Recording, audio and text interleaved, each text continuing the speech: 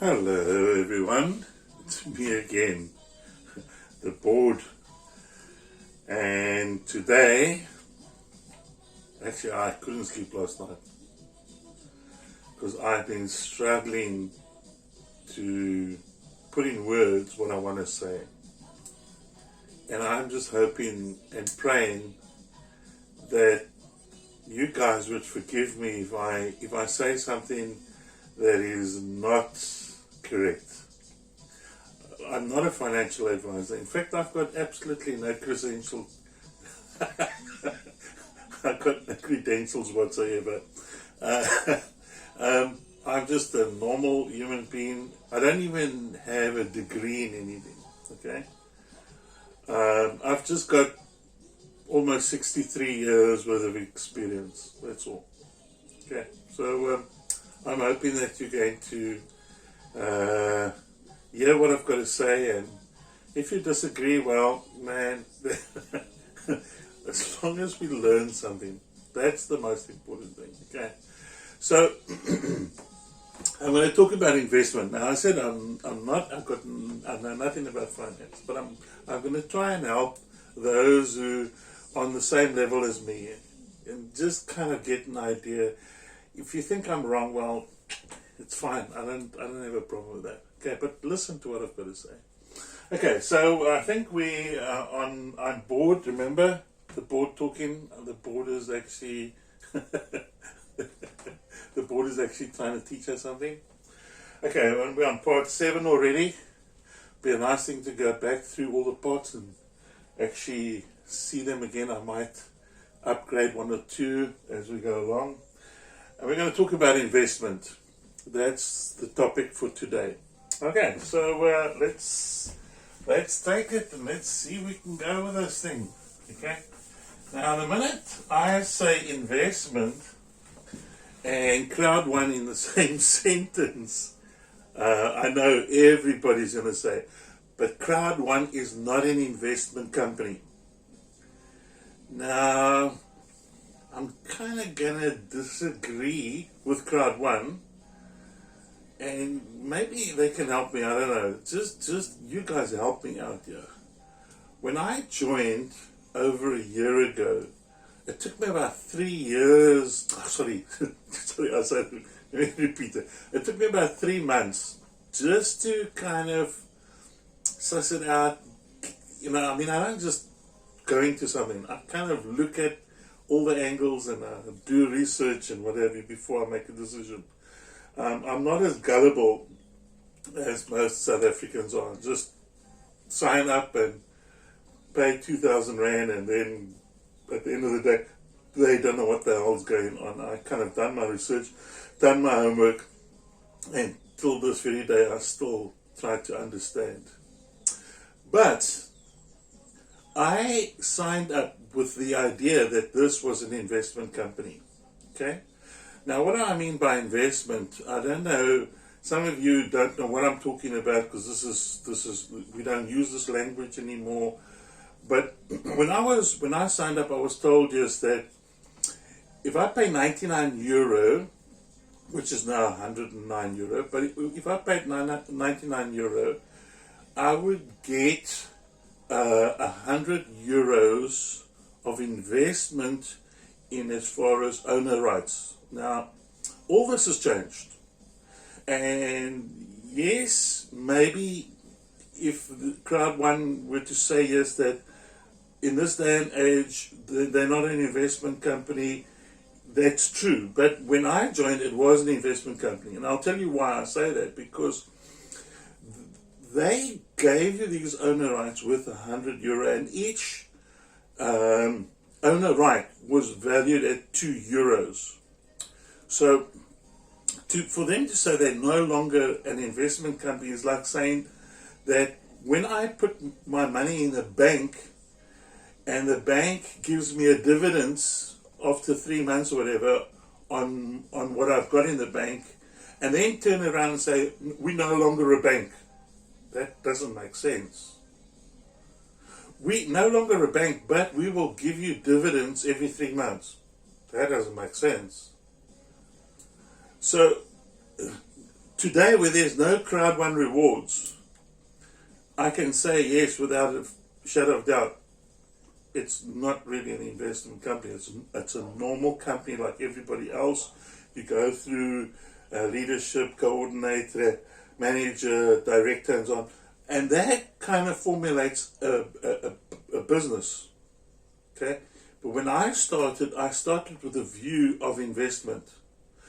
And I think, personally, a lot of people, when they found out that the company is not an investment and they put in 81,000 Rand to get Titanium Pro, now they find out that it's not an investment company. Let me just say that I think, yes, that Crowd One needs to be held accountability for that Crowd One rewards, because it's in black and white. The value of the Crowd One reward still remains €2. Okay. I said something that maybe is going to touch a few people. But is Crowd One still a problem company? In my opinion, no. Irrespective of how we look at it. And yes, I do see the problems. I do see some of the problems. Now, one of the problems that I did see is that we've said, yes, that Crowd One only takes 20% and 40%. And this 40%, okay, was in fact what we now call Crowd One rewards, which was previously owner rights. Okay, now I use the word owner rights and Crowd One rewards because I started when it was owner rights and the wording changed, but it's still the same thing. So if I look at that 40%, okay, and I say to myself, yes, that out of that 40%, every 3 months we got a percentage of that in residual income. I'm saying like a bank, if a bank took 80,000 Rand from you, or 81,000 at some time, and you got peanuts for it, and they no longer called themselves a bank, then unfortunately it was never a bank, it was a peanut company, okay, that we gave our money to. But having said that, I'm still not against Crowd One, because we can still hold this, they can still be held accountable for that, okay, because it's in black and white. The other thing is, although it's no longer, doesn't exist anymore, so I'm talking about old members now, the new scenario is very different, okay, very different indeed.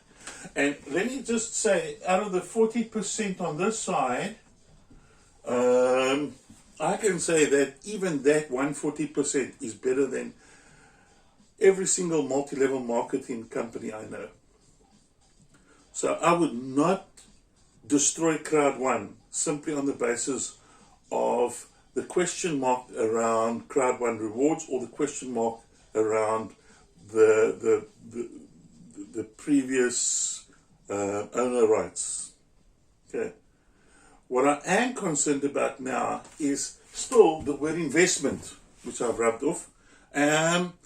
And I still feel that people left the company because it no longer is an investment. Because most people, they want an investment. If it's not an investment, you're working for another boss, basically. That's why they tell you, no work, no pay. Okay, but I want to teach an investment. What to do with the money that we actually make. So we do make euros, and it is converted into Bitcoin or Ethereum, okay? And how to invest with that money. Now, I need to do a bit of a teaching on this. And as I said, I'm not a financial person. I'm just a logic person. I do homework and I study and I try to make sense of everything, okay? All right, so I'm going to put what I see, I condense it and I try and put it in a picture form. So imagine this is a building, okay? Here's a building, okay? And on this building we've got, let's say, 34 or 36 or whatever floors. Okay, all the way down. Okay, all right. Now, I don't know if some of you guys that are maybe in the 40s or so can remember Mario Brothers. Remember Mario Brothers, a little game we played, Mario Brothers? And the Mario Brothers, when it jumps, it knocks a brick with its head and it kind of hits the platform and so on. So I want you to understand investment in a different way completely, okay? All right, now bear with me because we're going to get there, okay? So imagine you've climbed the business, you've in actual fact climbed the business, and you've climbed these floors, and let's say you're on the 16th floor, whatever. And here's Mario over there, okay? And he's now jumping up and down, up and down, up and down. If he hits this, he may hit a couple of blocks out, okay? But if he breaks through there, okay, that's where the internet in actual fact surprises us in a big way, because our cryptocurrency breaks through into another level and we make money, big money, and quick. Because once you break through, it's very difficult to get back. Now, yes, it is possible to get back. Let's assume here we got to 16, let's say 17, 18, 19. Let's say we got to 19, and here's old Mario. And he's run out of energy, he's run out of, he's just completely drained of everything, okay? Now, he picks up weight, and he's eating too many pies, and he jumps up, and he crashes through the floor, and he goes down, okay? Now what happens is, we can notice that, and when we notice that, we can actually stop it right there and change the currency, or not change the entire currency, but stop the currency in that particular and put it into a savings account. Okay? In a savings account. And the savings account, we can put it up to, actually, let me just correct myself here, 10.44%. Now, quite frankly, you show me a bank that will give you that. Okay, so when it falls and drops and it hits the floor and it breaks through, then we take out that money. Now, let me show you how it works in a live scenario. Okay, so I'm going to take this all out here. And I'm going to show you something, because all cryptocurrencies, all of them, eventually look like this. Okay, now I'm actually setting you up with a word called Fibonacci, but I'm doing it backwards because I'm not quite bright, so I want to do it backwards to show you how you make your money. Now, imagine that's your platform. So this is, you're on floor 16 here. Remember? There's the ceiling, there's the floor. Okay? Alright. So they start off here and it goes up, down, up, down, up, down, up, down. Hits the bone, goes straight down. Then it goes up, down, up, down, up, down. Straight up. Then it will maybe go down. It will break through there, and when it breaks through, this then goes there. And it's very difficult to break through that. But if you notice, you're still making money from here to there. So you're still making money, okay? And then once it reaches there, then it will run up and down, up and down, up and down, and it may break through there again. And then, of course, you've got another platform. You're on the next floor. All right. And this is how it works. All right. So basically what it does is the Fibonacci looks like this. It comes down to there. goes up there, and then what they do is they look at it from a 10 to go down here, and then it goes in that direction like that. Okay, if it breaks through, it's quite easy because we notice it immediately and it breaks through. Then we can say, okay, how long do we take the risk? The risk ratio then is important. So for members that are in my team, this is where I want to teach you how to, in actual fact, use the money that you made out of Crowd One, because it's going to go into Bitcoin, and from Bitcoin I can teach you how to open up, say, 10 coins, different coins, because if one coin goes up, another one slightly goes down, another one goes up, another one goes slightly down, and so on. Generally, at the end of the day, you're making money. And if one of them goes too low, then obviously we look at that as a problem. Then we put it into a savings account temporarily until we can put it into another account. Okay. Now I can tell you I've done this. I know this month has been a pretty good month. Ripple has, in actual fact, done some crazy stuff and so on. And so I can tell you now without a shadow of doubt, I'm not investing, I'm actually using it as a teaching program. So I took 5,000 Rand and I put it into a particular account, and I've now allowed this account to grow so that everybody can see it. And what I'll do is at the end of the month, I will tell you how much money is made, and I can even show you exactly the data, but that's going to just take too long. So I can say yes, some days it goes down, some days it goes up, but generally it goes up. So I can tell you that in this month alone, I've made over 100% profit. Yes, I said it, over 100% profit. That is investment. Okay, and that's what I want to teach my guys. But you need to be part of my team for me to, in actual fact, bring this across to you. Okay, so I don't want to go and travel all over the world trying to teach everybody exactly how to do this if I'm not getting any benefits out of it. So I want to teach my team how to do it, and teach them how to teach their team how to do it, and teach their team how to teach their team how to do it. And so I'm not taking away from Crowd One. Crowd One is still today, from now onwards, not an investment company. However, I believe, yes, that why not take the money and put it in investment?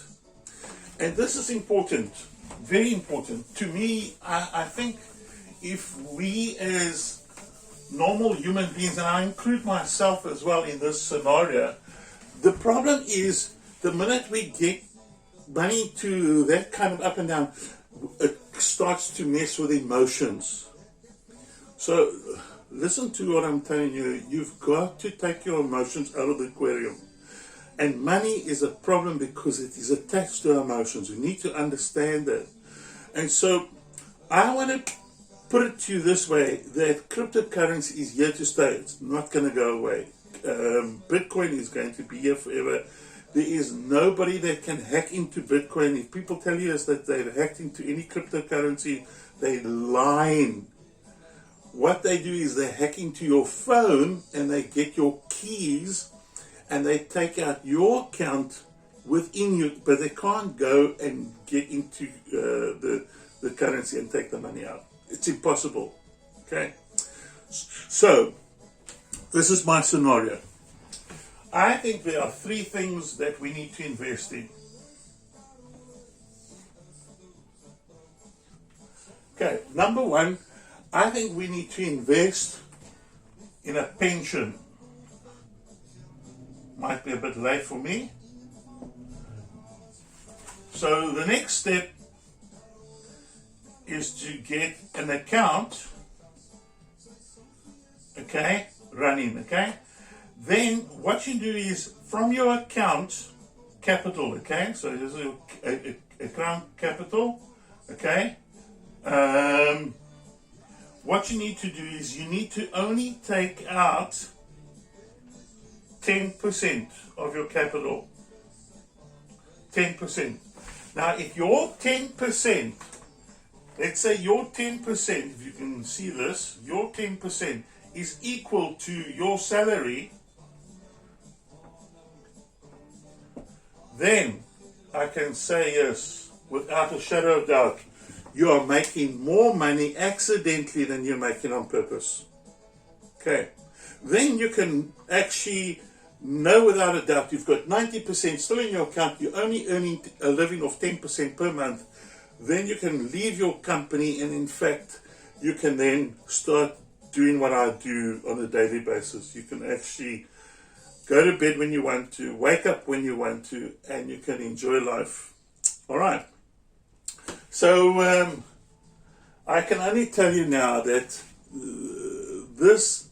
this investment is your investment, and there's only one thing that you need to do is you must remember that you are your own bank. With cryptocurrency, you are your own bank. Your phone is not a bank account. It is a bank. Okay? It is a bank. It's not a bank account. It's a bank. All right? And if you don't know how to actually run your own bank with securities and everything else, you are responsible for your own bank. Okay? I'm going to talk about securities, and I'm going to talk about a Ledger Nano S and a Ledger Nano X and things like that you probably...